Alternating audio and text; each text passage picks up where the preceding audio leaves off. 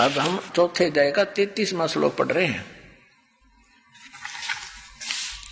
हे परंतम अर्जुन, द्रव्य में यज्ञ की अपेक्षा ज्ञान यज्ञ अत्यंत श्रेष्ठ है, और यावन मात्र संपूर्ण कर्म ज्ञान में समाप्त हो जाते हैं।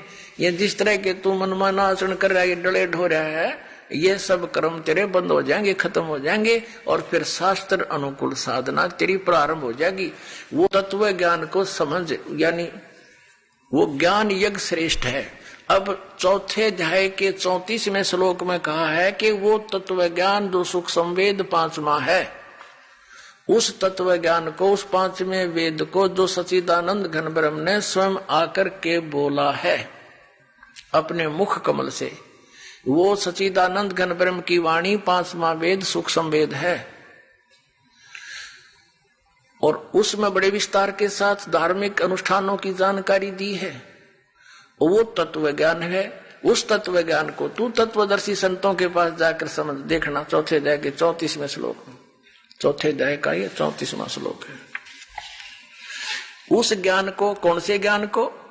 जो सच्चिदानंद घन ब्रह्म ने अपने मुख कमल से बोला है, सच्चिदानंद घन ब्रह्म की वाणी में 5वां वेद है।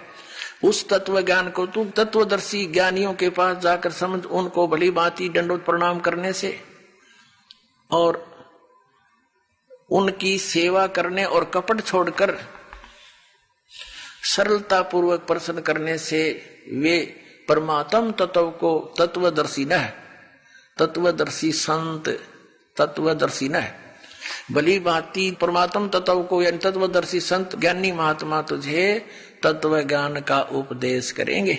अपने आत्माओं, इन आचार्य नर शंकराचार्यों ने कख भी पता नहीं अध्यात्म मार्ग का, और 2500 वर्ष से हमें फिर गुमराह करके हमें खजूर पर टांग कर चले गए। अधिक जानकारी के लिए डाउनलोड करें संत रामपाल जी महाराज ऐप व सब्सक्राइब करें संत रामपाल जी महाराज यूट्यूब चैनल।